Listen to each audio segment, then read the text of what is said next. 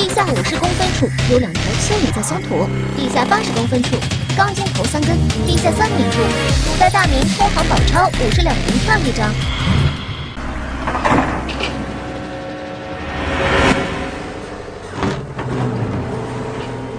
刘云峰，你那条排污沟能不能挖快点儿？再磨叽1分钱都别想拿。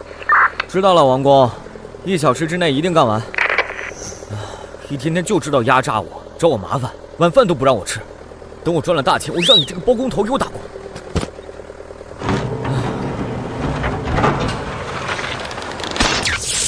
啊！坏了，我好像挖到了什么。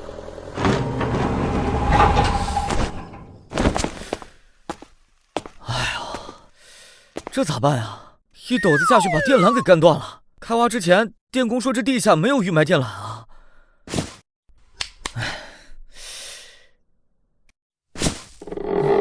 这电缆都断了，咋接呀？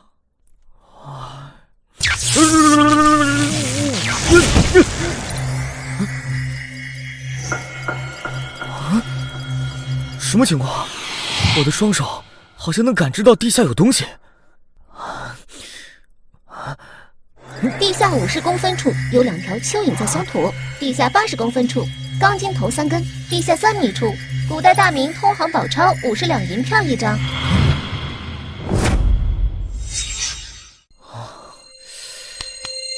我的双手变异了，竟然可以精准无误地捕捉到地下有蚯蚓、钢筋头，还有1张古代的银票。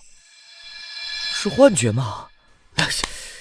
不对，不是幻觉，地底下肯定有东西。可是我要怎么把东西取出来呢？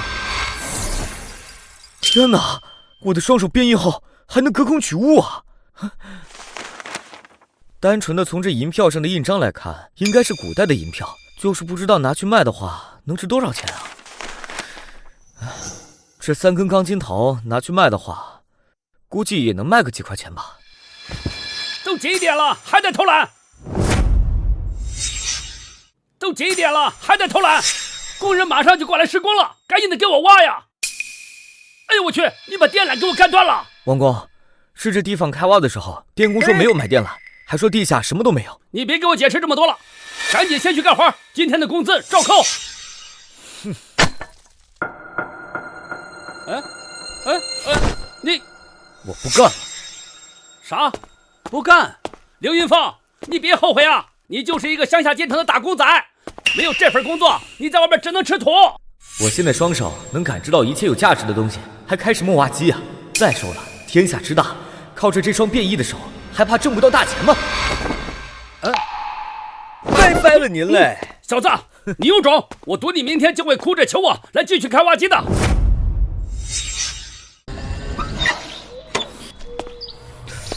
这啥都收古董户，那我得到的那张银票估计也会收吧？先进去问问价格。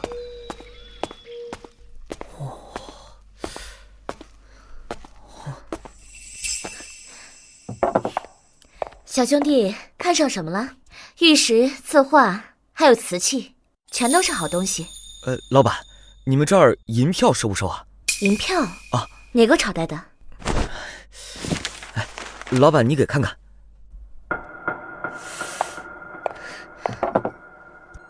大明通行宝钞50两银票，是真的。小兄弟，你想多少钱出售？我对这方面的行情不太了解，老板您看看多少钱收合适？这东西卖不上价，也就剩点收藏价值了。我看你是个实在人，这样吧，15000我收了。想不到1张银票居然能卖15000啊！这可顶我开挖机3月的辛苦钱了。怎么，是觉得价格低吗？我看这银票上也就印章还有一点收藏价值。这样吧，我最多能再给你加5000。那就是说，这银票2万块钱收啊？对，不能再多了。行，成交。好。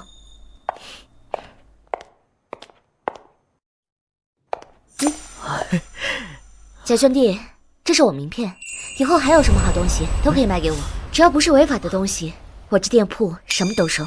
行，那就多谢莫老板了。哎呀，这数钱的感觉真爽啊！这一天呢，就赚了2万块钱。那以后靠着我这双手感知地下的东西，那不得日赚10万啊？不是日赚100万！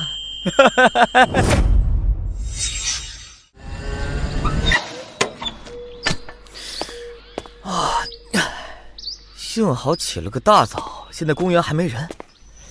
先用双手来感受一下地下有没有好东西。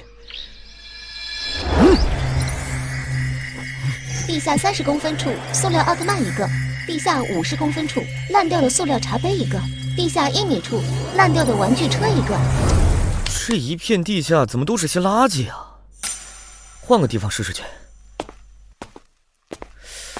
就在这儿试试吧。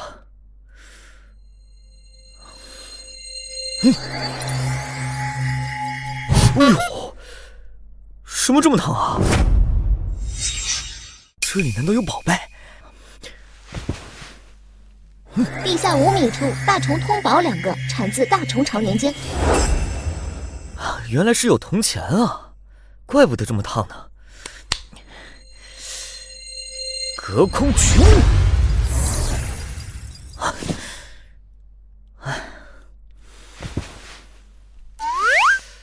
这个大虫巢产的铜钱好像历史上没有记载吧？也不知道值多少钱。哎呀，这早上晨练就是精神抖擞啊！啊，哈哈哈哈！哎，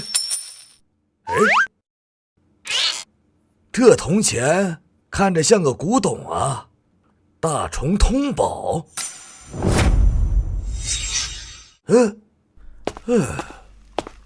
老爷爷，不好意思，你手上这枚铜钱啊，是我的。哼，小兄弟，你这2枚铜钱都能让老夫长长眼吗？行啊，没问题。呀，这还真的是大虫通宝年的货币铜钱啊！啊，老爷爷，行家呀！我平日里啊最喜欢收藏古董，对这方面啊也颇有研究。像这大虫王朝在历史上可没有记载，因为啊这个王朝只建立了10年就被灭了。不过这个王朝制造的铜钱收藏价值很高，小兄弟有没有兴趣卖给老夫啊？这个就得看老爷爷您给的价格了。你昨天晚上的活我很满意，以后啊我都包你哈。李云峰，哎呦，王公啊，你这大早上的不在工地，怎么搂着个女郎啊？哎，嫂子知道吗？啊，小子，你话很多呀，污蔑我的声誉，快给我道歉！我已经不在你手底下做事了，你装什么装啊？一日是老板，终身是老板，这个你不懂吗？哼！啊，老爷爷，这铜钱你打算出多少价呀？50万1枚，那就是2枚铜钱，一共100万。不错不错，发烫的地下果然会有值钱的东西啊！没错，2枚铜钱100万，你愿意卖的话，现金、支票都可以。哎，不是，这什么东西啊？不就是个铜钱吗？就值100万呢？你小心别被骗了。这小子昨天还在我工地给我开挖机呢，就是个乡下人进城的打工仔而已啊，咋可能有价值100万的铜钱呢？请不要瞧不起乡下人，往上数3代，你也是乡下人。哎，我去，你一个老杂毛，怎么不识好歹呢？我好心劝你别被骗，你还教育起我来了，知不知道？现在工艺品的铜钱有很多呀。你说话给我注意点。你怎么能打人呢？好，当我什么也没说。小兄弟，愿意卖吗？我卖。好。银行卡到账100万元整。以后再有这种好东西，还请到一鼎庄园找我。没问题。一鼎庄园，那不是江城房地产大亨住的地方吗？难道这个老爷爷是？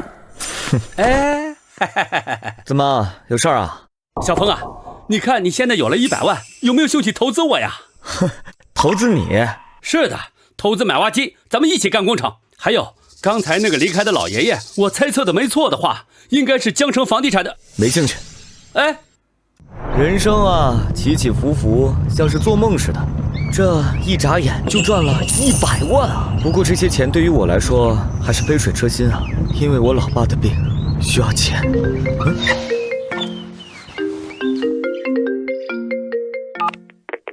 云芳，你爸爸的病我建议别治了，这就是个无底洞，而且你已经拖欠医院3个月的费用了。医院说如果再不交钱就……张主治，我已经赚到钱了，现在就去医院缴费。老爸，你放心，儿子现在能赚大钱了，我一定会把你治好的。云芳啊，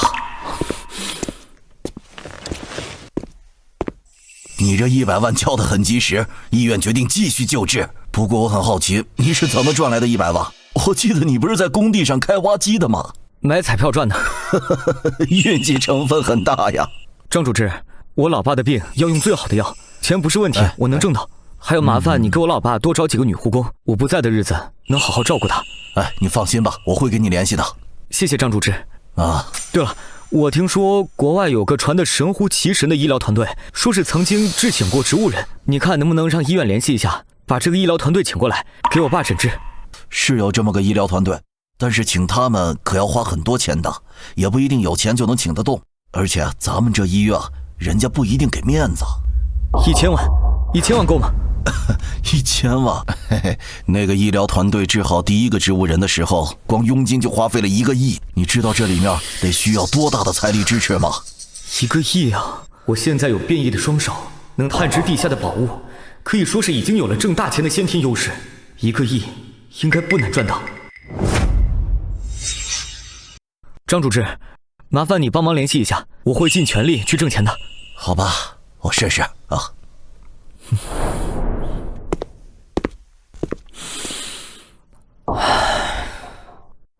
不知道这医院地下有没有什么值钱的东西？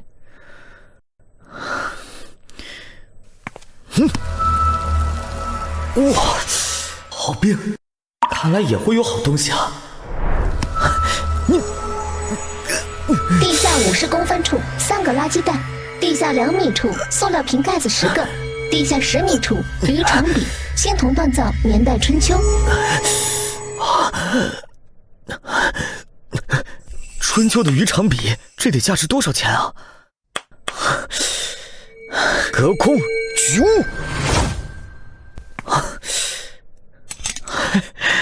真是把好笔啊，锋利无比，得赶紧去找墨鱼老板，让他看看能值多少钱。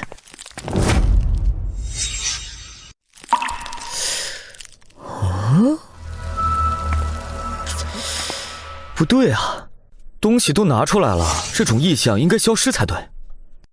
莫非地下还有好东西？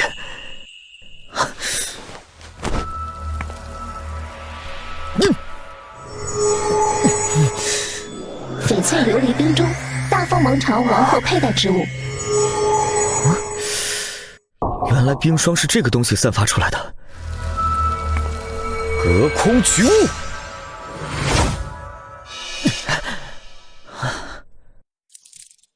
哇，怎么这么冰啊？这放在手心之中，还有一丝丝的暖流，顺着手心涌进身体里，感觉像是冰火间的感受。赶紧去找墨云老板看看。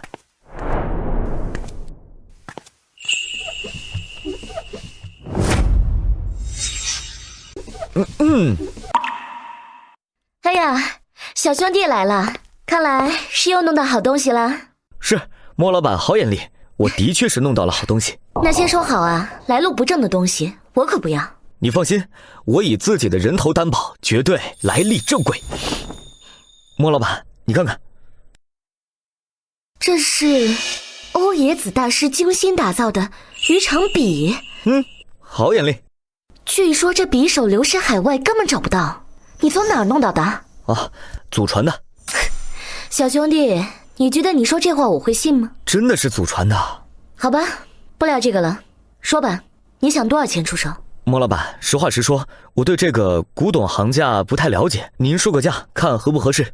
我收你的货肯定是要有利润重才行，而且这匕首不是唯一一把，传闻是欧冶子大师曾经锻造了7把，所以呢，我给你这个数，20万。这一把匕首这么便宜吗？你看，这可是青铜锻造，而且还是春秋产物啊！这你就不懂了吧？古董这一门道，不是说年代久远就能多卖钱，而是看稀有的程度和市场对这东西的炒作。就好比玉石，喜欢它的人能开出天价，不喜欢的话一文不值。还有黄金，10年前才几百块一颗，你看现在都上千块一颗了。哎，行，莫老板，你是懂做生意的，20万就20万吧。好，那你是要转账还是现金？哎，先别急，我这儿还有一件宝贝，想请莫老板看看。哦，小兄弟还有好东西。好，看，好评，似乎有一股暖流进入我身体了。这是什么手串？怎么这么神奇？单从这一颗颗的珠子材质来看，应是帝王翡翠，玉石界独一份的存在，奇效极佳。对，莫老板，开个价吧。这，小兄弟，我开不了价。为什么呀？这帝王翡翠在玉石界不是很多人争抢吗？难道莫老板你对这东西不感兴趣？不是我不感兴趣，是你这手串价值太贵了，以我一个人的财力恐怕吃不下。要是一颗帝王翡翠，我还勉强能受得住，但是你这手串上有足足10几颗帝王翡翠连在一起，你要知道，就这么大的一颗帝王翡翠，就能在玉石界炒出天价。所以啊，我怎么开价？我开不起价呀。那我这个岂不是卖不出去了？其实还有一种方式能卖出去，那就是委托给拍卖行。你要是信得过我，我帮你联系拍卖行。好，我到时候给你佣金。那好，我要20%的佣金。20%？你收我这么多佣金啊？因为你这手串贵重，只能拿去江城最大的拍卖行，他们有实力，可以给你联系到喜欢帝王翡翠的有钱人竞拍，而且他们是私人会员制，一般的委托方是没有资格让他们拍卖的，所以你懂我意思吧？等，那就按照你说的办。那咱们什么时候拿去拍卖？3天以后，到时候我联系你。那我先把渔场比的20万支付给你。好。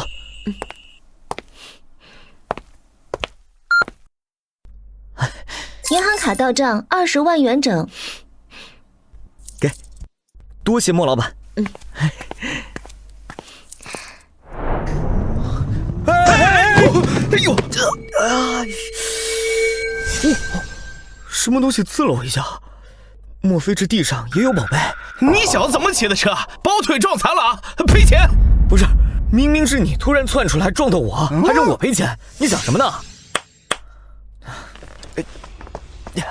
小子，你撞了我们的人，不赶紧带去医院看病，还想溜走？赶紧的，赔钱！哼，我怎么突然觉得你们这是一场有预谋的碰瓷啊？哎呦，被你看出来了。那好吧，我们也就不装了，财不外露的道理懂得吧？之前我们路过那个啥都收古董店铺的时候，看到老板给你转账了20万，你把这些钱给我们，咱们今天的事儿一笔勾销，否则下半生你就在轮椅上度过吧。对，赶紧的把钱交出来，不然打残你，听见没有？交钱！你们光天化日之下抢劫，就不怕被警察抓进去吗？哟，警察抓我们都进去几百回了。我数3个数，赶紧的把钱交出来，否则我帮你数。来，3、2、1，打！来！看来不把你打残，你是不交钱了啊！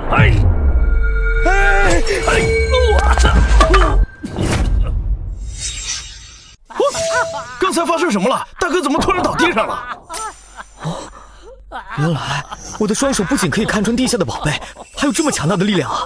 那我还害怕什么？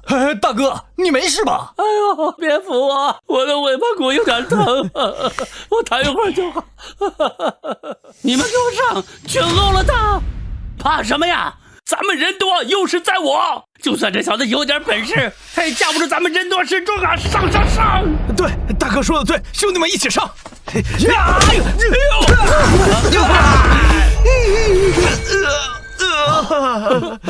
完了，大哥，这次咱们踢到钢板上了。这小子是个练家子，那双手比钢铁还硬啊，根本打不过，快跑啊！快闪！喂，等等，等等我呀！哎呦，怎么样，还敢要钱吗？大哥，我错了，给次机会吧，我以后改邪归正，再也不干这事了。我赔罪，我赔钱，我把身上的钱都赔给你，就这么多了，求大哥放过。日浩，好好做人，要是再让我发现你们这种人渣干坏事，我饶不了你们。是，谨遵教诲。滚！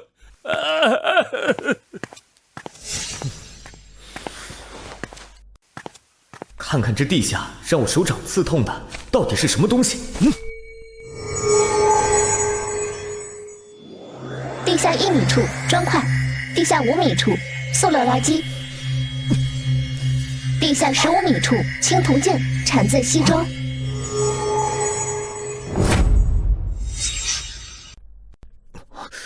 哇，原来是把剑啊！怪不得刚才手掌会感到刺痛。隔空取物，给我出来！你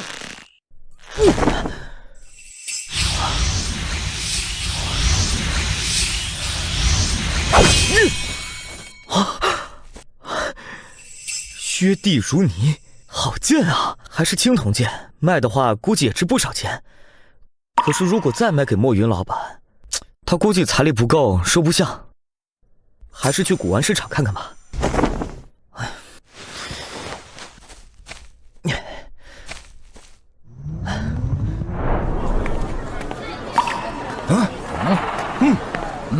小伙子，我看你抱着个东西，是不是有什么宝贝东西要出手啊？我这有一把剑，青铜的，你收不收啊？那你也得把东西亮出来，让长长眼才行啊。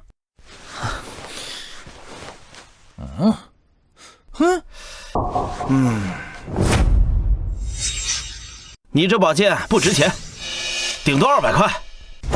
200块？开什么玩笑呢？我是诚心收的，你要是不满意，我再给你加100。这小子手里的青铜剑是个真品，但他本人却看着面生，没在古玩市场见过，应该是个生蛋子。一定想办法以最低的价格把剑买到手中。这老板是欺负我什么也不懂啊！幸亏我之前双手能感应出这古董乃是青铜的，产自西周。兄弟，我看你是真心想卖，而你这东西也就是个仿品。这样吧，我再给你加点钱，一口价500块，卖给我。一把青铜剑500块，你可真敢压价！你卖给我，我给你2000万啊！想什么呢？2000块，你这就是一把伪造品，能卖2000就不错了。老刘，好好的一把青铜剑就出2000块，你也不怕天打雷劈呀？整个古玩街被你坑的人还少吗？这把剑不错，怎么着也值个2-3万。这样吧，小伙子，我出3万块，你把它卖给我，别卖给他们，他们私底下认识的。哎，你这个人还是你们会玩啊？一唱一和的，我不卖了。哎，别呀，小兄弟，价钱咱们还可以再商量嘛。你们3个净想着坑人家小老弟不懂行。陈老爷子，小兄弟，缘分呐，我们又见面了。你这把青铜剑，他们一直在压价，这样，我给你个实在价，500万。这么多啊！虽然知道这青铜剑的价值，但也没想到能高得这么离谱。500万！这把青铜剑，我老远就注意到了，是真品，所以你愿意卖吗？我愿意卖。好，那我给你转账，来。银行卡到账500万元整。给。还有啊，小兄弟，我上次在公园不是跟你说过了吗？再有好东西，直接联系我，就不要来这种地方了。这摊位上卖的都是假货，而且收东西也都是想着空手套白狼。我给忘了。我还想问你，这把剑是从哪儿弄来的？我说我有特别的鉴宝能力，靠着我这双手能精确的捕捉到哪个地方有宝藏，然后精准的挖出来。不知道陈老信不信？啊！如果你真的有这种能力，那你弄到的东西我都收。走了。哎，小兄弟，你和陈老什么关系啊？感觉他对你很欣赏啊。嘿嘿，无可奉告。哎，那啥，兄弟，刚才我们对你有所不敬，你可要原谅我们啊！啊，行，原谅。兄弟，一块吃个饭吧。不吃，你们有完没完啊？谁再拉我跟谁急啊！嘿，这，哎呦！红色？不对啊，不是错觉，这地下有好东西。地下1米处瓜果菜皮，地下2米处方便面袋子，地下5米处废弃灯管，地下10米处废电池，地下50米处血色荷花图。这地下有瓜果菜皮，还有废弃的电池垃圾。不过这血色的荷花图，应该就是我刚才手臂泛起血色光圈的原因。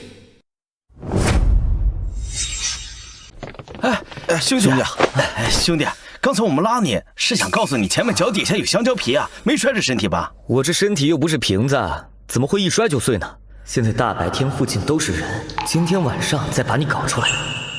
走了。唉，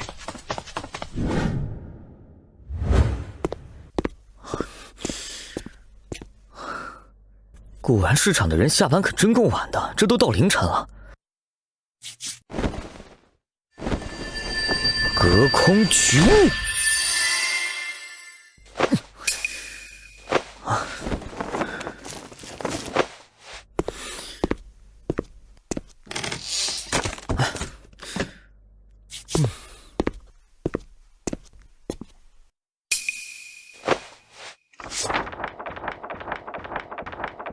救命！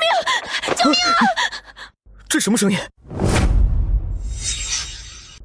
难道是这荷花图有鬼？还是说这画中的女人是个妖精，被封印在这画中了？难怪我白天双手感应地下的时候会泛出血色光圈的怪象。救命！救命！不对，这声音不是来自画中的。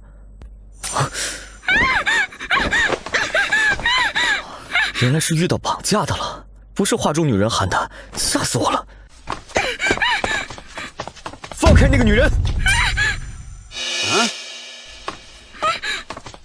这大半夜的，竟然还有人！小子，别多管闲事，不然让你白刀子进，红刀子出！把人放了，去警察局自首。我可以当做什么事情都没有发生。哼，你是真的会装！兄弟们，把他给我弄残，一块绑走！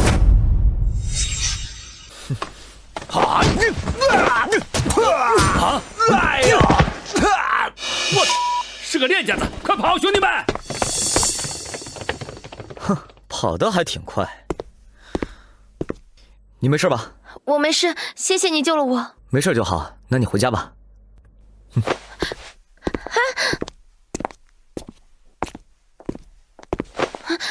天这么黑，你救了我，不把我送回家啊？我没时间，我还要把这幅图卖了换钱呢。你是搞古玩的？算是吧。这是血色荷花图。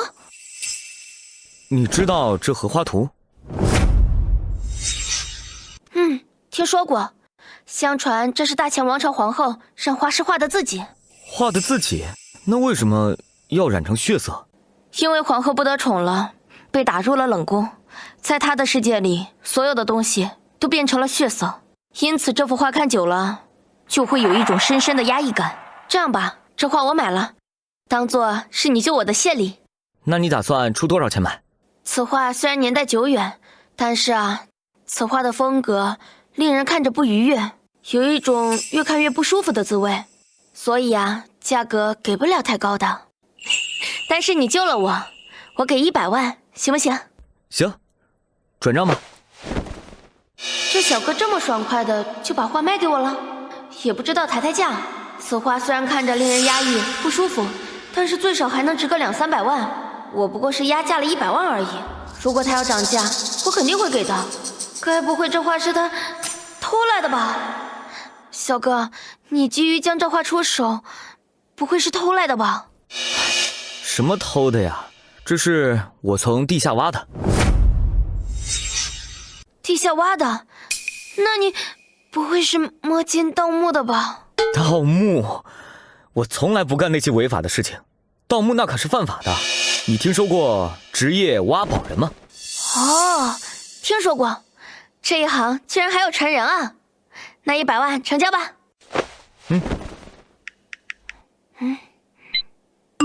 银行卡到账100万元整。好了，交易完成，我走了。啊！我买了你的画，你救了我，你不把人送回家啊？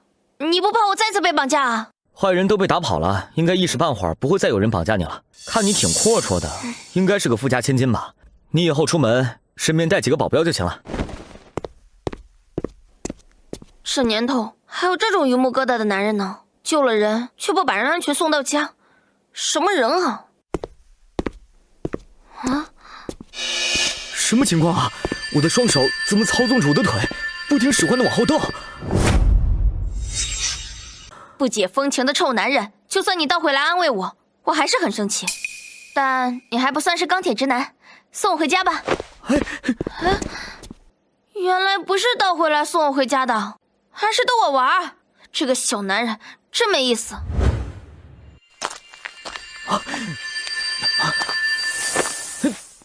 总算是停下来了。我这双手带着我的双脚倒着走路，给我干哪儿来了这是？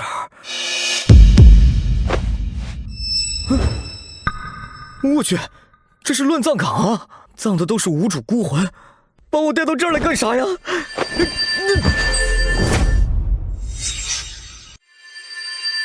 地下2米处蜈蚣爬虫，地下5米处白骨，地下70米处地洞，地下100米处恐龙化石，迷你羽龙，体长60厘米，为目前已知最小的窃蛋恐龙类之一。怪不得我的双手会不听使唤地控制我的双腿，原来是发现了迷你羽龙化石啊！这可是稀有宝物啊！生活在白垩纪晚期，体长60厘米，为目前已知最小的窃蛋恐龙类之一，食肉恐龙。不错不错，我的双手挺能干啊，竟然知道自动带我来寻宝了。隔空狙！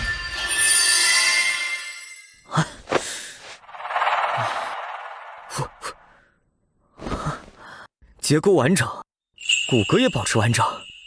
记得江城博物馆好像并没有恐龙化石坐镇，等明天博物馆上班，就把这个卖给他们去。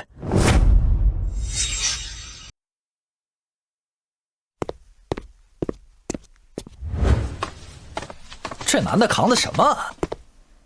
我天，你扛的啥？咋看着像是恐龙化石啊？看着像是个恐龙，不过是不是化石可就不知道了。也可能啊，是木架做成的模型，这么点儿啊，还没我的腿长呢。你好，小姐姐，这不是什么模型，而是真的迷你羽龙的恐龙化石。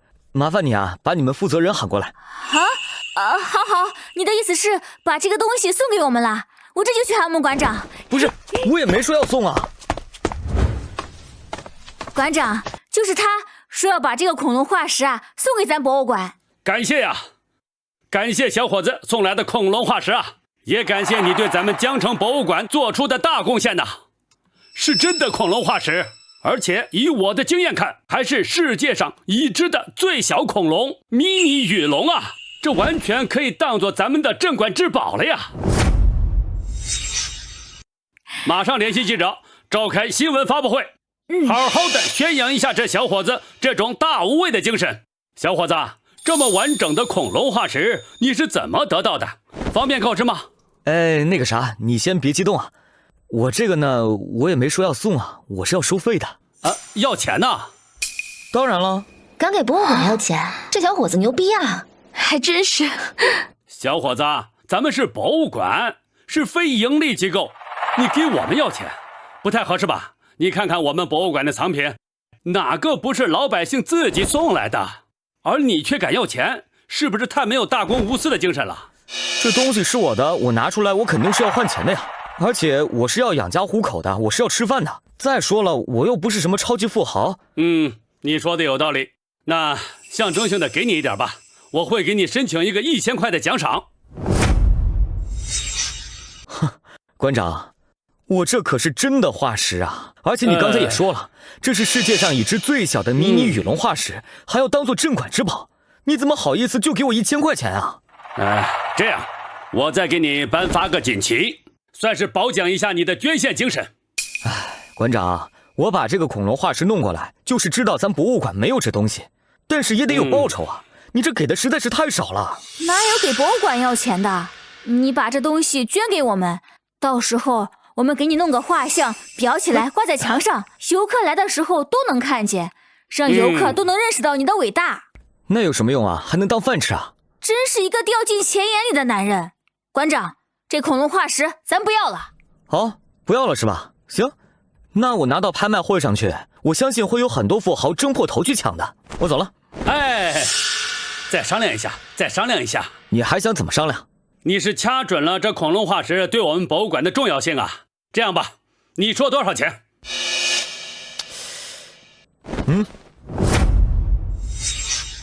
？5个亿？不可能，太多了，给不了。这样吧，以我的最高权限，我给你申请10万块，当做咱们的合作定金。然后呢，你把恐龙化石留下，我在博物馆专门设置一个恐龙展区，以门票收费的价格进行，所获利润5分成，如何？这倒是个好办法。再说了，博物馆也并不是所有的藏品都是免费参观的，也有收费项目。行，那就这么定了。不过，7-3分成，我7，你3。好，合作愉快，合作愉快。你是我见过最会谈生意的人了，我马上给你批钱。给，请。都说博物馆的选址是讲究风水玄学的，也不知真假。先试试这地下有没有宝贝吧。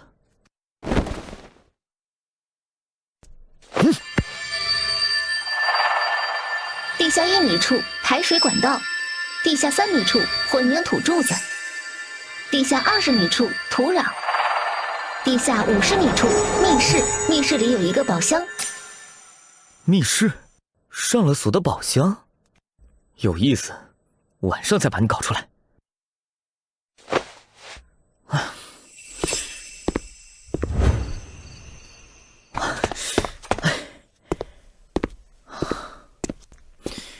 这大半夜的终于没人了，我可以安安心心的将地下这宝箱给弄出来了。你干嘛呢？大半夜蹲在我们博物馆门口。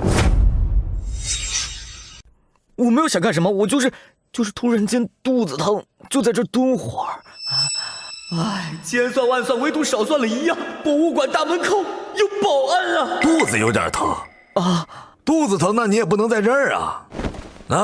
前方200米有公共厕所。哦，行，谢谢大哥，我这就去，这就去。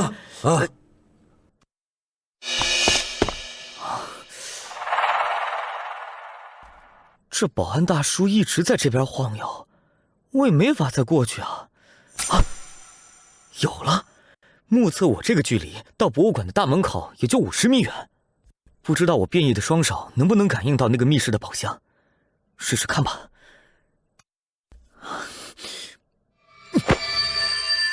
一定能要感受到啊！一定能啊！只要感受到，我就能把那个宝箱隔空取过来。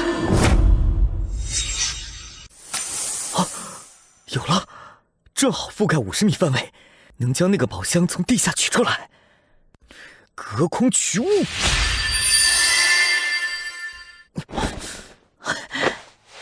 终于搞出来了，看看你这个里面到底装的是什么东西。怎么又是你？你不是上厕所去了吗？不好意思啊，保安大哥，我刚才是想去公共厕所来着，但是这个实在是没忍住。我去，你在这儿解决了？这么大个人怎么这素质啊？赶紧走！马上啊！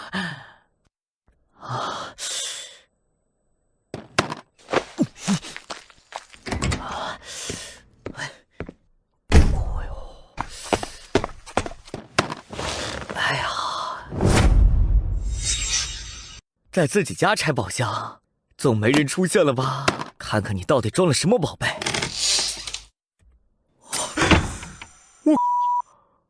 这里面装的东西也太好了吧！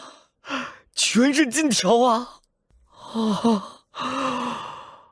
总共有20根金条，一根金条有500克，按照现在的金价，1000元一克算，那就是1000万啊！不错不错，今天这一天的收入绝对超乎想象了。但到底是什么人把这一箱子金条藏进那个密室呢？那个密室又是什么人挖的呢？还故意挖在了博物馆大门口的地下，想不透啊！算了，管他是谁的，反正也没写名字，现在在我手上，那他就是我的了。睡觉，明天继续挖宝。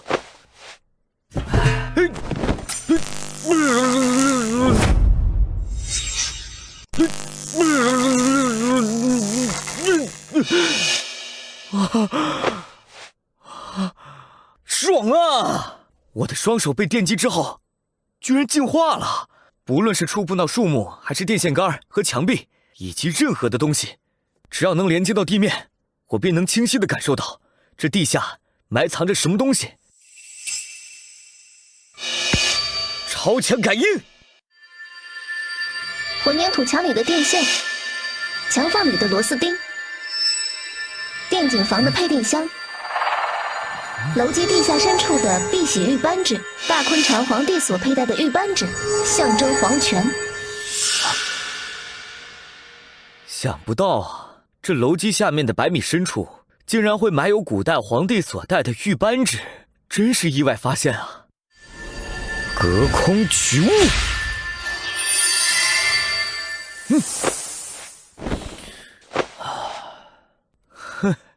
明天把这个扳指卖给陈老，看看值多少钱。哎呀，睡觉。陈老之前给我留的地址应该就是这儿了。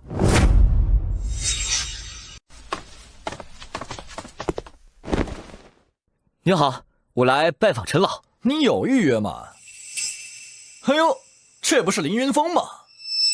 你是高中同学何二狗啊？原来你在这儿干保安啊？这小子以前就是个混混，我记得那会儿他还打过我，不过现在长大了，都是过眼云烟，我也不计较了。什么叫干保安？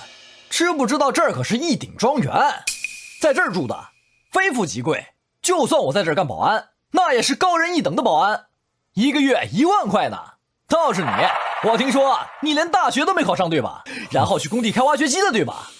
你来这儿干嘛呀？想找个保洁干干吗？我不找工作，我找陈老有点事儿。你找陈老干嘛？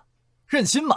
哎，知不知道每天找陈老认亲的没有100也有80个了，你还是哪儿凉快哪儿待着去吧。我也不是来认亲的，我就是来找陈老卖个古董的。这是玉扳指，陈老之前跟我说过他素爱古董，让我有好东西的话就拿到这儿来卖给他。切，我们陈老是喜欢古董，但也不是傻子，你还能认识他？装什么呢？弄个假货忽悠谁呢？何二狗啊，你把这玉扳指弄碎了，你死定了。我死定了？你不在工地好好开挖掘机，来这儿行骗，我打碎你的玉扳指，是不让你来这儿行骗其他人。赶紧滚啊，别在这儿丢人碍眼。我跟你好好说话，你不让我见陈老就算了，你怎么还骂人撵人呢？咋的？不服啊？麻溜的，赶紧滚啊，不然我一甩棍砸你脑袋上。干什么呢？啊，陈老，你拿着甩棍要打人吗你？陈老，事情是这样的，这小子他说你认识他，还说要卖一个什么破扳指给您，但这小子我认识，他叫凌云峰，是一个在工地上开挖掘机的屌，他怎么可能认识你这样的高贵的大人物呢？而且他那扳指绝对是假的，正准备赶他走呢，省得呀污染咱们一鼎庄园的新鲜空气。哎呀，陈老，这是凌先生啊，他就是认识我，你居然敢给我往外吼，扳指呢？被我打碎了。这是真货，是大昆朝皇帝所佩戴的玉扳指，象征着皇权的扳指，居然就这么碎了。什么？真货？完了！我刚才都干了些什么？陈老，我眼睛瞎了呀！我不认识这玩意儿，我以为凌云峰拿个假货糊弄人呢。求您原谅我，对不起啊！嘿，一句对不起就能挽回损失吗？知不知道这扳指值多少钱？把你杀了都赔不起。我该怎么办？我也是无心的呀。峰哥，我错了，我给你道歉，求你原谅我。然后你再弄一个一样的扳指，让陈老消消火吧。你是不是脑子有病啊？我上哪给你弄第二个呀？滚，别抱我大腿！那我岂不是死定了？来人，把这何二狗给我剁碎了喂狗！不，峰哥，求你救救我呀！我是打碎了那个玉扳指，但是也不至于死吧？求你啊，给陈老去就行。我想多活几年，我不想英年早逝啊！陈老，给我个面子，虽然他把这玉扳指弄碎了，但罪不至死。既然你发话，那就饶了他。从今往后不许待在江城，滚得越远越好，不要再让我见到你，否则把你沉尸江底。是，谢谢陈老，谢谢峰哥，还不快滚！是陈老，那我就先告辞了。这玉扳指也碎了。别啊，这个玉扳指虽然碎了，但我也收，毕竟是个古董，不过得按照原有价值的大打折扣才行，也就300万。这扳指都已经碎了，还能值这么多钱啊？那是当然，物以稀为贵嘛。这可是大昆王朝皇帝登基时的玉扳指，历史上并没有记载。但是啊，老夫知道，这个玉扳指啊是举全国之力打造的，所以啊很值钱。要是没碎的话，价值啊值上千万。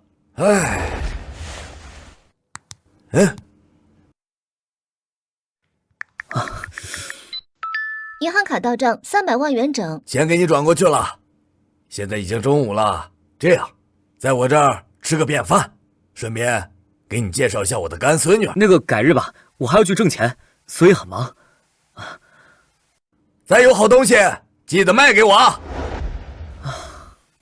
江城那些地面，我直接用我双手抚摸过了，能感应到的宝贝全部都弄完了，但唯独这公园湖底没有感应过，会不会有宝物呢？感应吧，我的双手！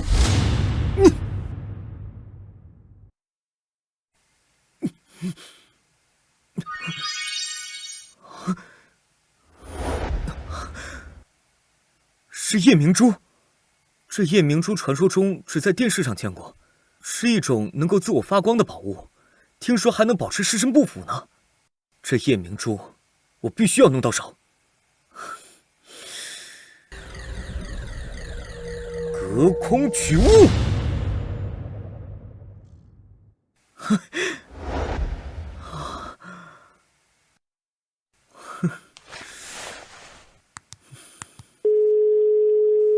喂，陈老，不好意思，这么晚还打扰你。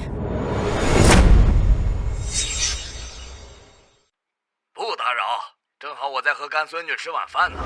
你现在来电是有什么事儿吗？啊，是这样的，我这里有一颗夜明珠，不知道你感不感兴趣？什么？夜明珠？这可是个好东西啊！我绝对有兴趣。行，那我现在去找你。来，咱们一边吃饭一边聊聊这夜明珠的价格。哎，陈老，这饭我就不吃了，我还……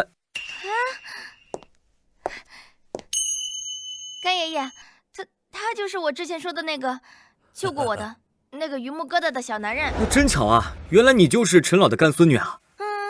可不是嘛，想不到你跟我干爷爷还认识呢。他刚才还说想给我介绍一个小男人呢，原来就是你啊！看来啊，这就是缘分。这样吧，这夜明珠的价格咱俩也不用商量了，1000万，我现在给你转账。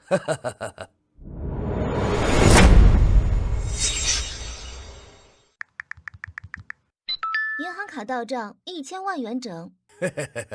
行了，钱给你转过去了，这夜明珠啊我就收下了。然后呢，你坐这儿吃个便饭，咱们一起聊聊天。然后呢，你再跟小小接触一下，怎么样？陈老，饭我就不吃了，我先走了啊。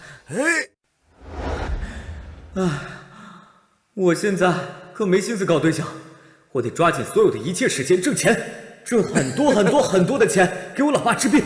这小子这么直男吗？我买了他那么多古董，连吃一顿饭的面子他都不给我。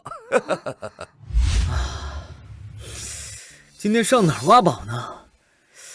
感觉整个江城都被我挖遍了呀。先洗脸吧。上次我的胳膊颤动带我去了乱葬岗，这次又去哪儿啊？不会又来了吧？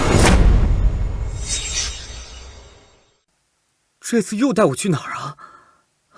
不会又来了吧？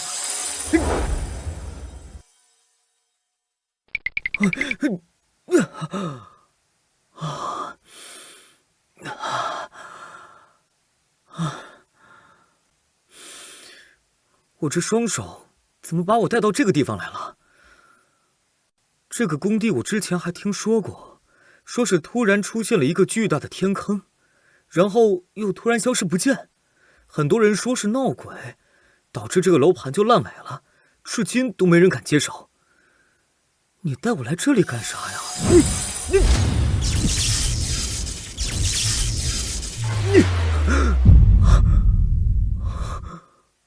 刚才好像探测到了什么，然后被一股磁场力给震出来了。原来我的双手带我来挖宝了。这地下有东西，再试试。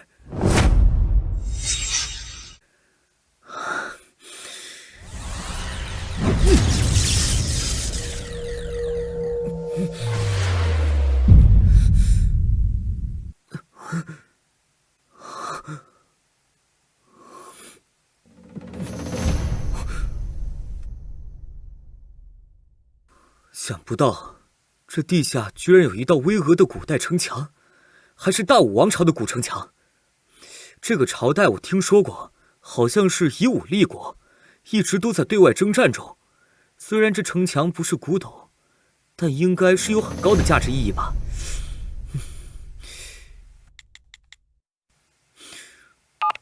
喂，馆长，不知道你对大武王朝有没有了解啊？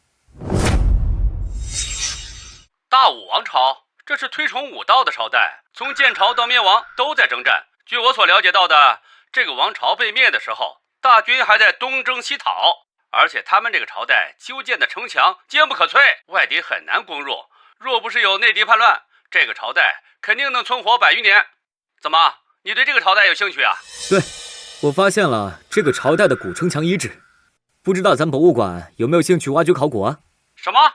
你发现了他们的古城墙？哈哈哈哈！我当然有兴趣了。如果保存完好的话，绝对是跨时代的意义。快告诉我在哪里？地址肯定是要告诉你的，但是……我知道了，是想要报酬对吧？放心，只要保存完好，少不了你的。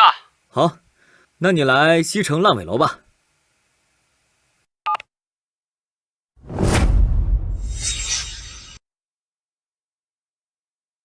哎，这儿！你不会告诉我大武朝的古城墙就在这片烂尾楼的下边吧？你猜对了，就在这下面。就算你说的是真的，如果进行古城墙的开挖，就要把这片烂尾楼炸掉，那样需要消耗的资金呢，将会是一个天文数字呀。我知道啊，但是我只提供这个地址，具体要怎么做，那就不关我的事了。你小子有点奸诈呀。好，只要你保证这烂尾楼的下面有古城墙，我就给上面打报告。只要申请下来，拆掉这片烂尾楼啊，轻而易举。放心吧，我有我的人头保证，而且你还可以让你的人先过来勘探一下。好，但是你的报酬不能提前给你了呀，因为你没有告诉我这古城墙在烂尾楼的下面呢。那不行啊，馆长，你不给我报酬，我就不告诉你这楼基下面多少米的范围能发掘出古城墙，到时候让你的人白忙活。我在你身上看到了无与伦比的信心，这也让我对你产生了非常浓厚的好奇。从一开始的恐龙化石，再到古墓群，再到现在的古城墙，你都展现了普通人无法比拟的神秘。你能告诉我，你究竟有什么能力能找到这些好东西吗？实不相瞒，靠的是我的双手。不想说算了，每个人都有自己的秘密，我也不追问。那这是50万，作为一个前期的报酬。等到后期啊，这古城墙挖掘完毕啊，我再给你申请300万的奖励，好吧？好，馆长大气，那我先走了。好。双手啊双手，你既然能带我寻宝，那说明你是有灵性的。接下来能带我再去挖一些其他的宝贝吗？我很需要钱的。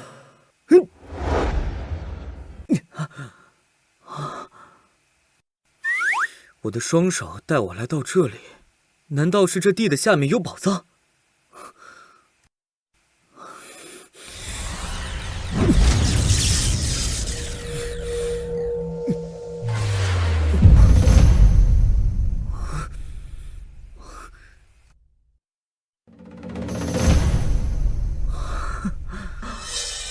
我操！这垃圾站的下面居然有那么多的好东西啊！古代皇帝戴的王冠，古代皇帝所用的佩刀，还有可以调动100万雄师的虎符，最主要的是那个免死铁券。这几个东西要是全部亮出来，还不得掀起轩然大波啊！小伙子，你在这儿看我们分垃圾半天了，你是有什么事儿吗？哦，我没事儿，我就是肚子饿了，在这蹲一会儿。肚子饿了，在这看我们分类垃圾？你肯定是几天都没吃饭了。来，小伙子，去买几个包子，赶紧走，这味儿大。走吧。小时候，我爸也是这样，递给我10块钱，让我去买包子吃。大爷，谢谢你，但是我不饿，我就是刚才腿软了，所以才蹲下来说我饿了。我现在就走。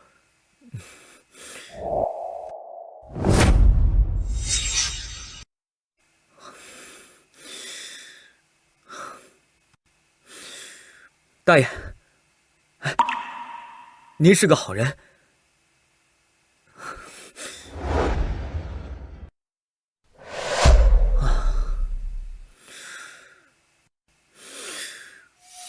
隔空取物，出来吧，我的宝贝！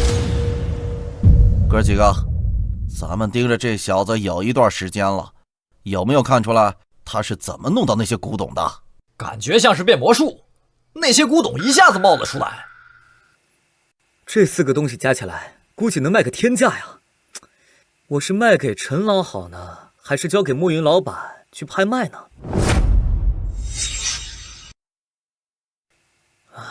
还是交给墨云老板拍卖比较合适，这样就能知道这4件宝贝的具体价值，而不是陈老的一口价了。哎，大哥，那小子要走了，咱们是跟上还是咋弄？在暗中跟着也没啥意思，反正也发现不了他是怎么变出来的，直接过去抢过来就是了。走。嘘，别叫唤，兄弟只是求财，不求色。为什么我总能遇到抢劫的？因为你有钱呗。老实把东西交给我，我不会伤你的。我怕你有命要，没命花呀。哎呦！我还以为只有他一个人，没想到还有帮手啊！还愣着干嘛？给我上啊！把东西抢过来，那里面都是古董。嘿！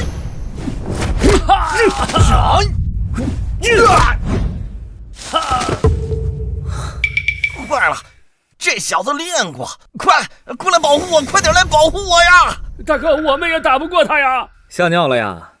那怎么学人抢劫的呀？大哥，我这也是第一次，不太熟练。大哥饶命，我再也不敢了，大哥。那你们是怎么知道我这有宝贝的？我就是跟哥几个那天去湖边钓鱼，然后看见你凭空变出了一个夜明珠，就想着碰碰运气。没想到我那么谨慎，还能被人发现。大哥，你拿刀干嘛？我就是抢劫未遂，你没必要杀人灭口啊，大哥。可是我能变出古董的这个秘密，可不能被人发现。我发誓，我从来没跟别人说过，就我们哥几个知道。还没来得及跟别人说呢，大哥。非常好。不过只有哑巴才不会把秘密说出去。大哥别，不要！大哥我错了，不要！大哥！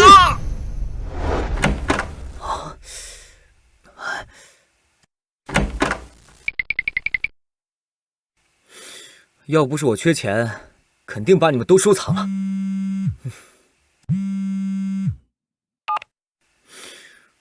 喂，莫老板。还没休息吗？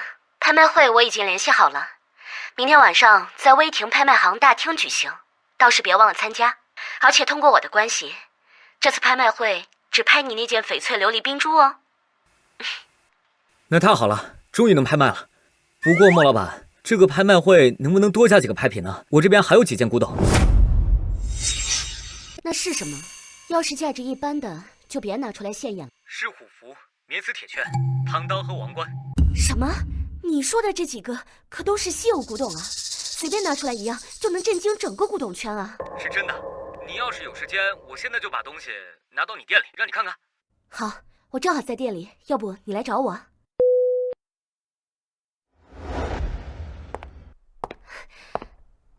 这就是你说的那几样宝贝啊！快打开来，让我长长见识。好。我还以为你在骗我，没想到是真的啊！如果这4样宝贝同时出现在拍卖行，我敢确定，肯定会拍出史上最高天价。没错，而且你到时候的佣金啊，也将超过你的想象。那这4样宝贝先留在我这儿，明天我找拍卖行鉴定一下，然后再委托他们拍卖。行，那我先走了。哎，林云峰，这4样宝贝都在我这儿，你就不怕我连夜跑路啊？我相信你，也相信你的为人。感谢信任。如果你真的连夜带东西逃跑，那我只能自认倒霉了，然后再用我这双手继续挖宝。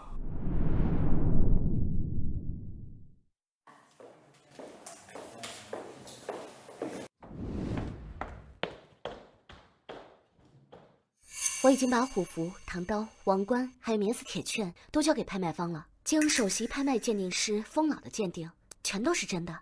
但是他表示他收30%的佣金，而且他们很期待这次拍卖。当然，如果流拍的话，风老也说了他会收购。不管怎么说，你都是不会吃亏的。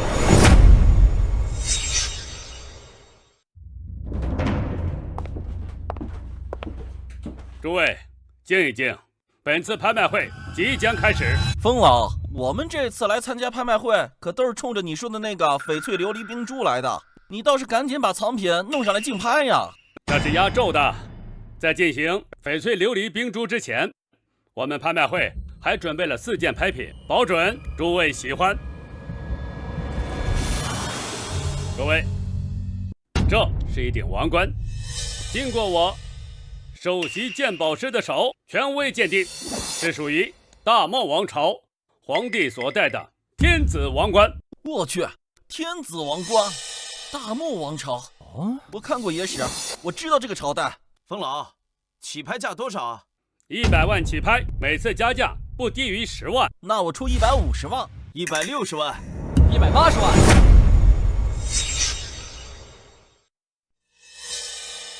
各位，这顶王冠我看上了，想要拍回去送给我爷爷当寿礼。你们也都知道，他马上要过80大寿了，所以还请大家给我钱少一个面子。既然钱少开化了，那就给100亿豪门的钱家一个面子吧。这个王冠就给钱少了。对呀，钱少喜欢又有孝心，我们呀支持你，我也不拍了。谢谢。这个王冠我出价200万，宣布吧。可有人竞拍？没有的话，那我可就200万第一次。这钱少是什么人？一句话就把王冠的价值给压下来了。可是我的王冠应该不止200万，很明显，这个钱少是以最少的价格拍到最高的价值。200万第2次，200万，500万。这是谁呀？这钱少刚说了给他个面子，不让竞拍了，这所有人都没有竞价，唯独这货，谁给他的勇气出来喊价？这就是不给钱少脸面呀！这小子是猛，但看着脸生，也不像富2代圈子里的人物啊。你怎么竞拍自己的东西啊？拍卖会规定不能拍自己的东西吗？倒是没有这个规定，不过你把价抬高了之后，万一钱少不跟了，那你岂不是砸在自己手里了？砸自己手里就砸自己手里。我觉得那顶王冠的价格是远远超过200万的，所以我不允许有人用他的身份来压价我的东西。你想卖高价的心我能理解，他就怕如果说这个钱少不拍了，那怎么办呀？他不拍的话，肯定会有别人拍；别人也不拍的话，那我就自己买自己的东西呗。真是有点小霸气的男人。小子，刚才本少已经发话了，大家都不要竞拍，你偏偏要竞拍，这是不给我钱家颜面啊！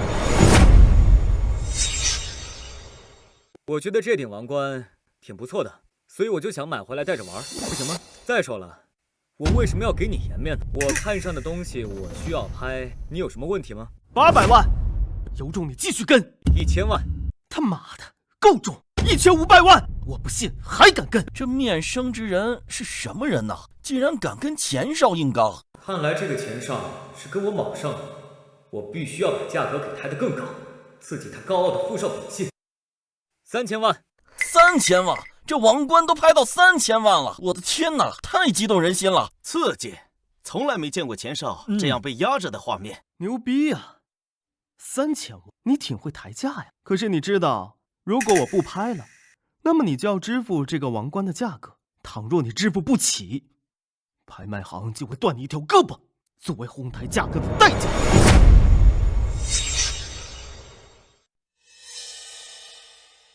我既然敢加价，就说明我有这个底气。你要是不拍的话，就把你嘴给我闭上。风朗，敲锤吧，这王冠我势在必得。我还没说不拍。3500万，还是钱少财大气粗啊！我已经喊价，接着喊啊，喊啊！你赢了，我给你个面子，这王冠归你了。算你有自知之明。敲锤吧。还有人竞价吗？没有的话，我可就要落锤了。让我们恭喜钱少以3500万的高价拍得王冠一顶，大家鼓掌！你知道吗？刚吓死我了，差点以为那钱少不拍了。他不会不拍的，他的高傲心理已经被我拿捏了。什么情况？前2次都是双手颤抖，怎么这次只有右手颤抖？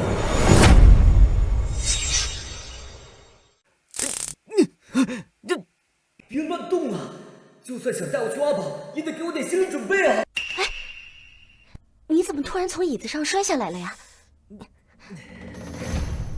我就是有点饿趴下了，所以就趴在了地上。饿趴下了？对啊，我这人有一个臭毛病，就是我一肚子饿呀，就容易饿趴下。没事，我去买个煎饼果子吃着就好了，马上回来。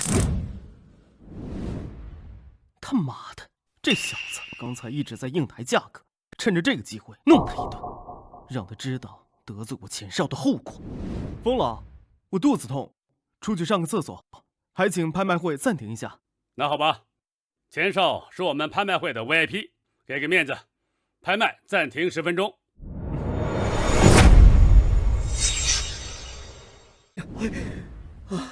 我去，这停车场地下是有宝贝啊！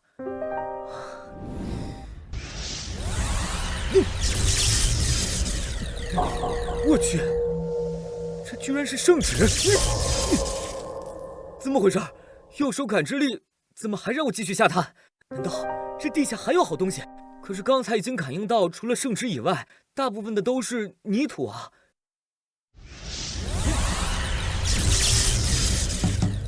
我去，居然发现了终极红宝石矿脉，这可了不得啊！红宝石的价格是炒作上去的。几百元到几千元，甚至是上万元不等，而且感受到这个矿脉也就300-500平那么大，初步估计得有几十亿。而且感受到这个矿脉也就300-500平那么大，初步估计得有几十亿。可是我也没法将这种矿脉提取上来啊，先把圣旨弄上来再说吧，找机会再找人合作开发红宝石。隔空击物，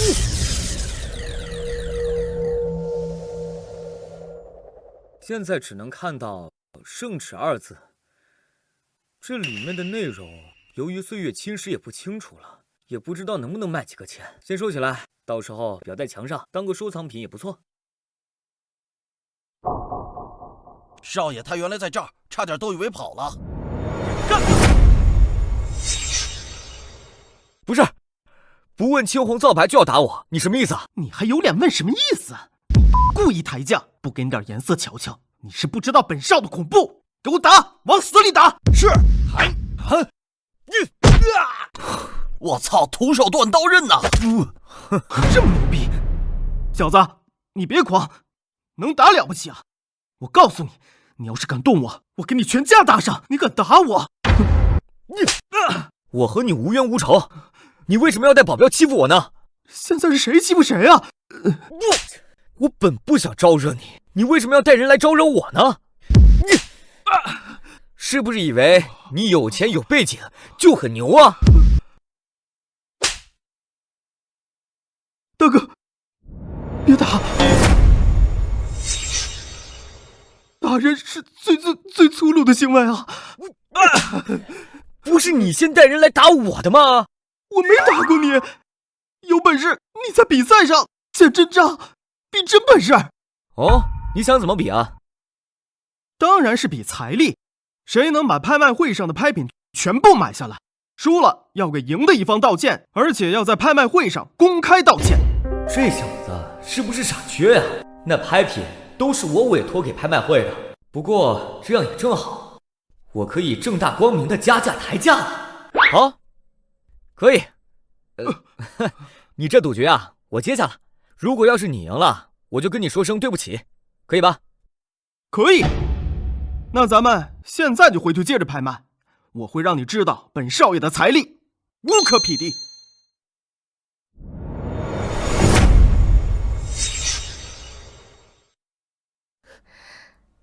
你好点了吗？好点了，谢谢关心。我看你跟钱少是前后脚进来的，看他脸上那么大的巴掌印，你知道发生什么了吗？他的保镖打我，然后被我打了。啊？这也没什么大惊小怪的，而且呢，我顺便跟他打了个赌，就赌谁能把这几件拍品收入囊中，输的人要给赢的人道歉。不是，我怎么越听越迷糊了？赌什么啊？看谁有钱能把拍品买回去吗？对啊。可是那些拍品都是你委托的，拍卖方好像知道是你的了，所以是有什么意义呢？这就有很大意义了。这样一来，我就可以光明正大的抬价压价，然后就能卖个好价钱了。哦，我明白了，钱少就是要面子的人。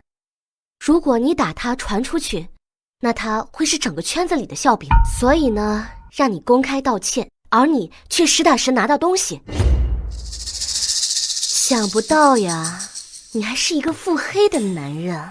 可是要让钱少知道那些拍品是你委托的，他还不得气得一哭二闹三上吊啊！淡定点儿，他现在在我眼里就是个大冤种，看好戏吧。现在钱少已经回来，拍卖继续。现在上第二件拍品。风老，我赶时间，别一件一件的上了，一起端上来，一起拍。那钱少的提议，各位有意见吗？没有。那好，那就将胡服、唐刀、免死铁券、翡翠琉璃冰珠4件拍品都端上来吧。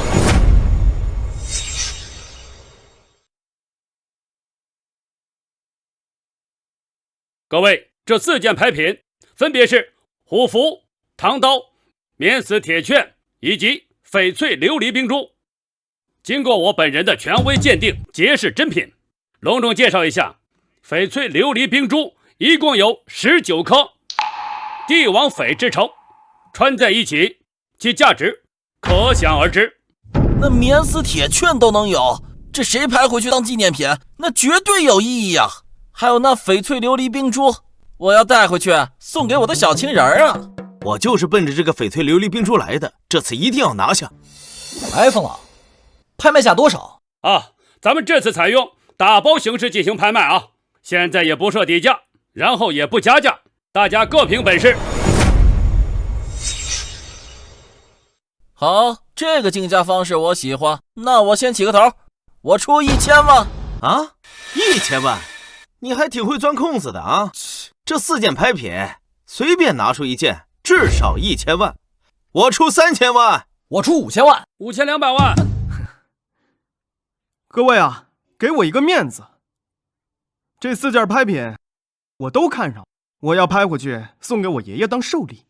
我出5300万，大家不要再拍了，钱家会记住你们的好。钱少，这不能你想得到的东西都不让我们拍吧？那我们也想要这些东西啊。对啊，钱少，刚才那个王冠你说不让我们拍，我们大家给你面子，我们不拍了。这4件拍品你又不让我们拍，有意思吗？老是拿你们的家族来压我们。要是你没有这个关系，在我们眼里你连个屁都不是。就是，你以为你是皇帝啊？你说什么我们都要听你的。那你们也可以不用管，可以继续竞拍，但要切记，拍了后就是我们钱家的敌人。这到底拍还是不拍呀？这钱少都已经撂话了，这要是再继续拍下去，这就是与钱家为敌呀。唉，钱少向来都是嚣张跋扈的，我不想我的公司被钱家打压。我也不想被打压，我不拍了，老老实实当看官吧。那算了，我也不拍了，没有必要因为这个得罪钱少。钱少，这4件拍品啊，祝您收入囊中啊！谢谢各位，各位都是有眼光的人，也是会办事的成功人士。等这次拍卖会结束啊，我们钱家的单子会分给各位做一点的。谢谢钱少。妈的，这个人又在用自己的身份压低我们的价格，这人可真坏。钱少是百亿豪门的少爷，既然他放出话，大家自然是要给他面子。再说了，谁也不想得罪他，毕竟5300万也不少了，看开点啊！我怎么看得开？这5300万对普通人来说是天文数字，但对我来说远远不够，我需要更多的钱。现在这4件拍品无人竞拍，落锤吧。钱少，你是是懂得运用自己背景关系的男人。快落锤吧，我已经迫不及待了。我出10个亿。你疯了！我才叫了5300万，你出10个亿？我出12个亿吧。如果你还不竞拍，那就是我赢了。要不是之前发现了红宝石矿脉，我也不敢叫这么高的价格。你有这么多资金吗？我要求验资，验他的资金。钱少，如果林先生拍卖成功却拿不出那么多钱来，那么拍卖会会断他双腿作为惩罚，所以验资这一步可以忽略。好，那我继续竞拍，13个亿，20个亿。我虽然说跟你打赌，但是我没想到你用这种方式跟我竞价。你气势弱了呀，看来你也不行啊。这小子身价不是破100亿了吗？我才叫20亿，他就气崩了呀。他虽然是100亿身价，那都是固定资产，现金流没有这么多。我怕你叫得太高，他弃权不跟了，那怎么办啊？哎呀，你这样一说我就揪心了。不过以他的性格，我赌他会继续跟。21个亿！你看，他这不就跟了吗？但我不跟了。你赢了，我叫不动了。哎，你认输了，我还以为你有多大能耐呢。冯老，落锤吧，拍品终于落入我的手上了。好，恭喜钱少，21亿拍到虎符、唐刀、免死铁券、翡翠琉璃冰珠4件拍品，让我们掌声恭喜他。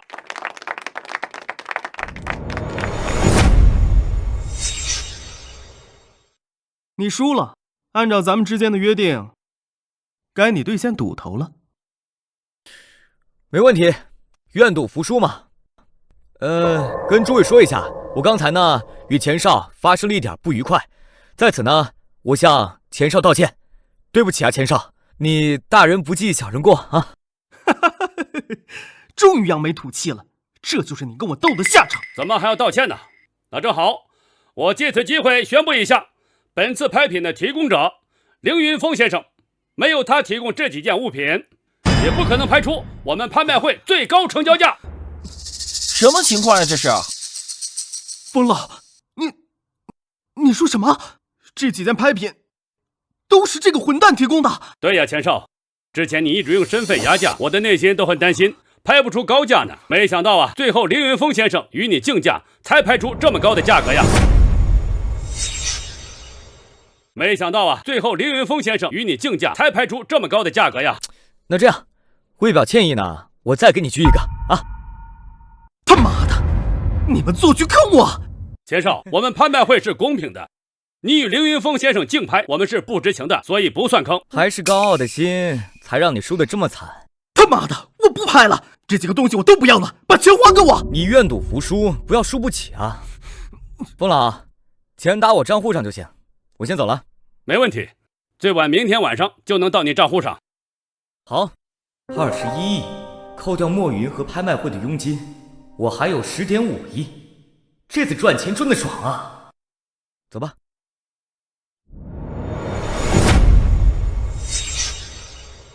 云峰弟弟以后就是亿万富翁了，要不要请吃个饭呢？什么情况？又来了？难道左手发现宝藏了？我今天没时间，等有时间再说吧。还真是个钢铁直男，赚了那么多钱，连顿饭也不请，抠门。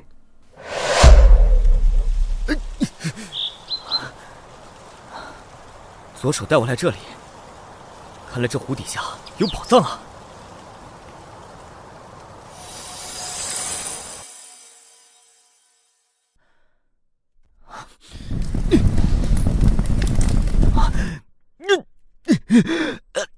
什么情况？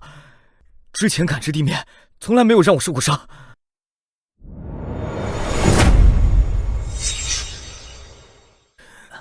怎么会让我出血呢？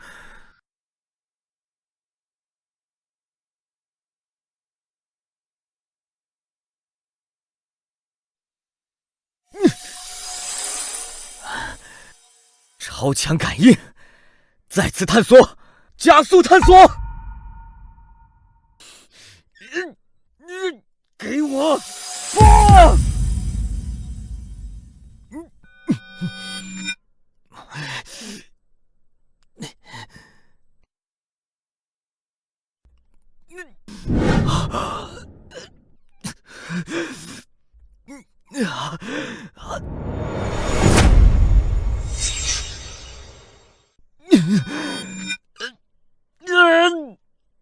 都已经深入1000米了，这地下到底是有什么东西啊？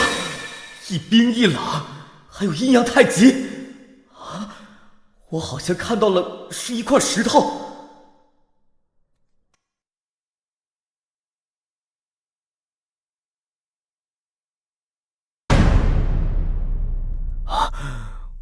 我去，居然是一块陨石，而且这陨石数万年前就在这里了。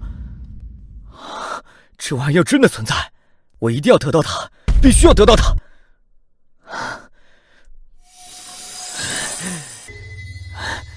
隔空取物，出来吧，我的陨石！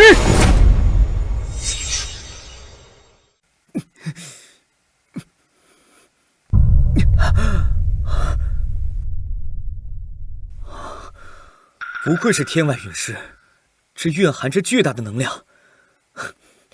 博物馆馆长一定会感兴趣的。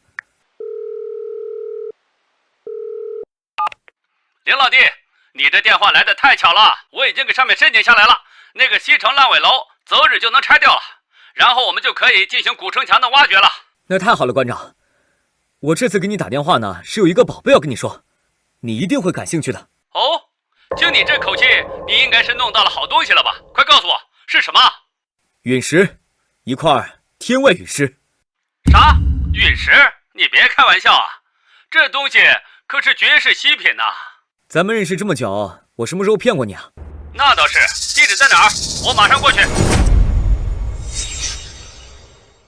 咱们是不是得事先说好一下报酬啊？老弟，我哪次少了你的报酬啊？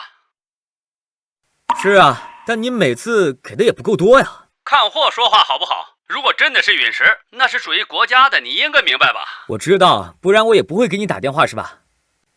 你来这个江城水库找我吧。好。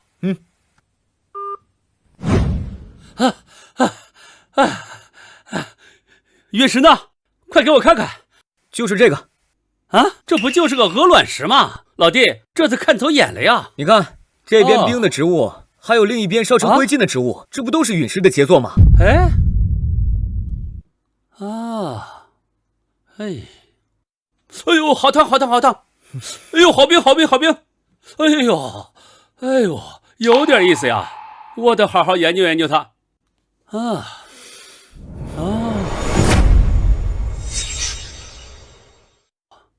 哎呀，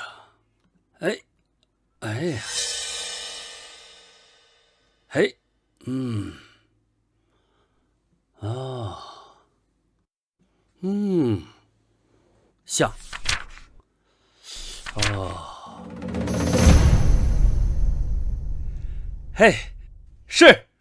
是陨石啊！根据书上的记载和参照，这就是陨石的碎片，遭遇其他行星撞击，坠落在地球上的呀。你呀，为大夏做了个大贡献的。现在咱们多少黑科技都是从陨石中获得的，这次你的奖励绝对少不了，起码1000万打底啊！这么多？那肯定啊，意义重大。我现在联系人，把这里封锁起来，让科研队过来。那1000万什么时候可以到账啊？我现在就能给你，不过天黑了，走手续和程序也需要一些时间。这样吧，最快明天给你。哎，馆长啊，我这里有个圣旨，不知道咱们博物馆需不需要？我靠，圣旨？你在哪儿弄到这么多好东西啊？来，快给我看看。凌云峰，暴殄天物，你居然把圣旨折叠，这要是折坏了，你哭都没地方哭去啊！我这不是衣服兜小吗？你看看，圣旨上面它只有圣旨2字，这个要是不值钱的话，就捐了吧。我靠，凌云峰，你今天给我带来的惊喜太多了，这可是无字圣旨啊！无字圣旨？我这看了很多电视剧，从来没听过无字圣旨这一说呀。哎，那这个值多少钱啊？这你就不懂了吧？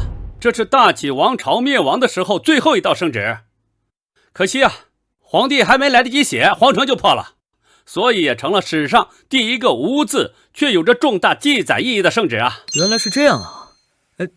那值多少钱啊？你不是要捐赠给我们博物馆吗？那是不值钱才捐赠嘛，现在值钱了，不给我点报酬说不过去吧？而且我这可是祖传的呀！祖传的？你祖上是干什么的呀？做官的呀！我听我爷爷说呀，这是他当时战乱的时候带走的，不然我也能知道他来历了。你说这么多的目的啊，无非就是想要钱。这样吧，圣旨啊，我给你申请个500万，同时呢，你在我们博物馆任个职。任职？当什么？名誉宝藏专家。那需要按时上班吗？我这人喜欢自由，上班的话我不太喜欢。不用上班，按时按月给你发薪水和福利。但是有一个小要求，以后再有好东西啊，第一时间联系我。白得一个工作，挺好啊。那行，那你可以走了，我联系人呢，把这里进行封锁。行，那我走了。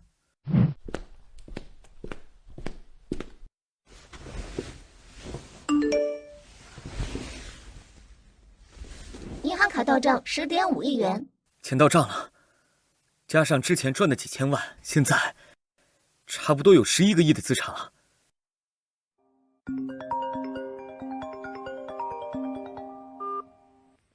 云峰，好消息啊！国外那个医疗团队，他说只要钱到位，明天就可以坐飞机飞过来。那总体需要多少钱啊？关系走关系，前期佣金需要1亿5千万，总体治疗费用的话，总共需要9亿5千万，还要提前支付个5个亿的定金。但是你要做好心理准备，整体成功率只有80%。云峰，这笔钱你能凑得了吗？9亿5千万加1亿5千万，这是要把我所赚的钱都掏空啊！就这还不够呢。张主治，你就让这个医疗团队过来吧。我能收到钱，咱们千万不要做违法的事啊！这笔钱可不是一般人能凑得到的。张主治，你放心吧，我最近呢和朋友开了一个公司，赚了点大钱，这笔钱我是能凑到的。我现在就把这个定金转给你们。那不行，我们医院有规定，不能私下借病人家属的钱。你这样吧，转到医院的账号里，我马上把账号发给你。好。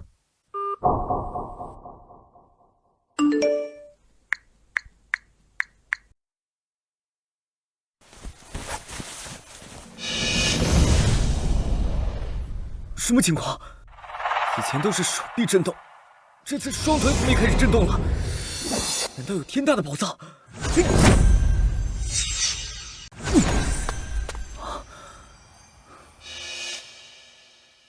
江城的地标建筑，江城矿业集团大厦，看来这里有宝藏啊！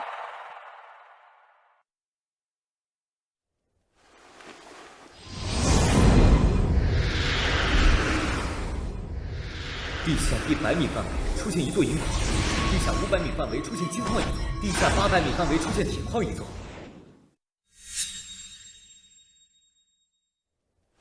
我靠！这金矿、银矿、铁矿3矿居然同时出现，这是怎么形成的？大自然的巧夺天工，真是令人敬畏。不过这都是矿脉，我应该怎么弄出来呢？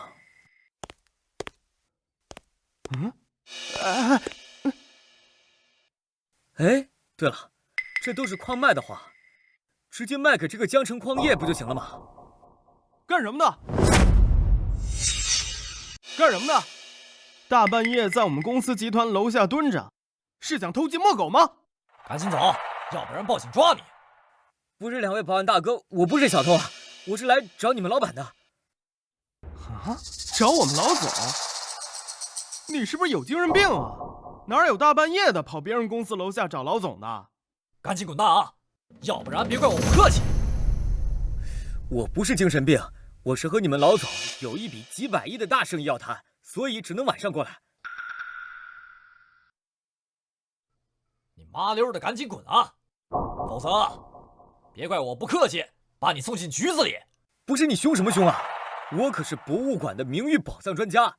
我发现宝藏了，要找你们老总谈谈，有问题吗？你他妈是个傻屌吧？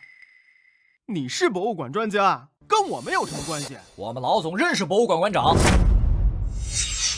如果你能联系上，你就能见到我们老总；否则，我只能把你打一顿，然后把你送进局子里。那就好办了呀。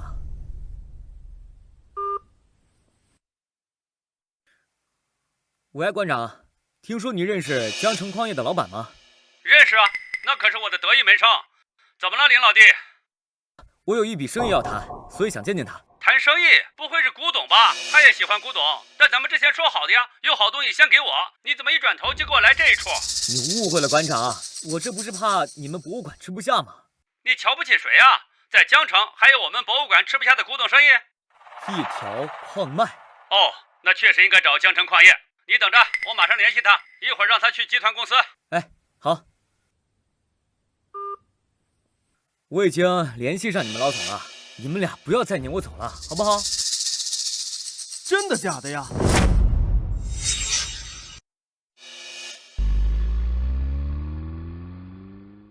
我靠，是老总的专车！他是谁呀？这么厉害？莫非真是这小子喊来的？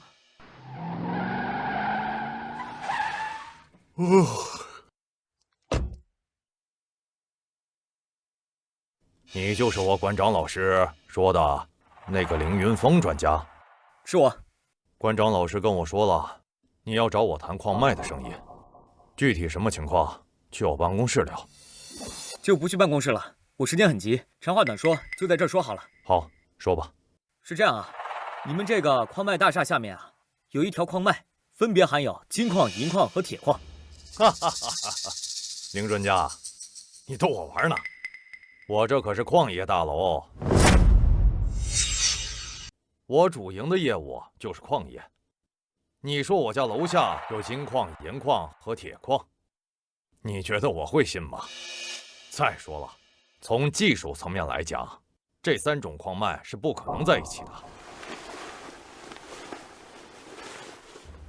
你能认识我老师，又能把我喊过来，给我提供这些线索，这些钱就当是咨询费。赶紧的回家睡吧，别在这耽误我时间了。你不信我？丁专家，你让我怎么信你啊？这话说出去简直是天方夜谭啊！我能给你10万块钱，已经是看在我馆长老师的面子上，不然的话，我让保安把你乱棍打出去。别在这浪费我的时间和精力。那既然你的时间和精力已经浪费在我这儿了，那不如让勘探的工人在这地方开始勘探，往下100米、300米、800米，看看是不是有金矿、铁矿和银矿存在啊。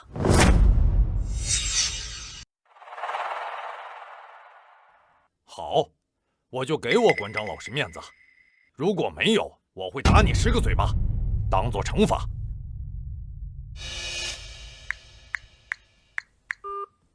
喂，带队伍来公司勘察金银铁矿。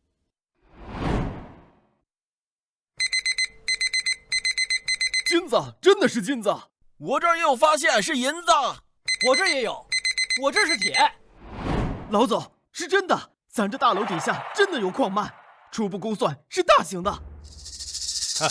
小兄弟啊，我们做矿业资源的，没想到我们自己大楼底下居然藏着这么大的宝藏。你是怎么发现我这大楼底下有这矿产资源的？我也是偶然间发现的。哈哈哈哈！这个解释好啊。鉴于你为我的集团发现了这么重要的矿脉，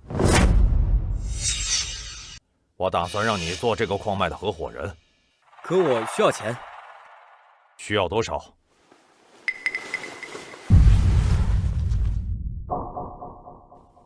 ？100亿，太多了。这个钱也不是不能给，但得等这个矿脉发掘出来以后，估算一下产值才能给你。而且你要知道，如果开挖的话，我这栋大楼也是需要拆除的，这也是一笔不小的资金呢。我不需要100亿，10亿，10亿就够了。就10亿？对，我需要很多钱，给我父亲救命。好，我现在就给你转，你把账号告诉我。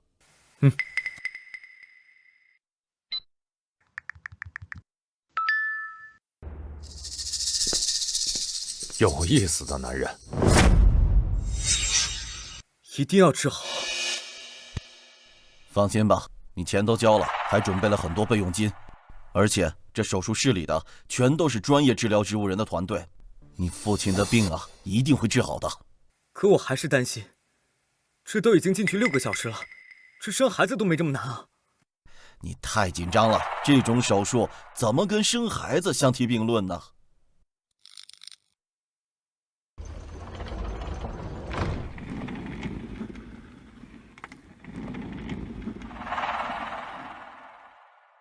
怎么样？手术怎么样了？手术很顺利，医生说有可能现在就会醒，也有可能要2、3天才能醒过来。谢天谢地啊！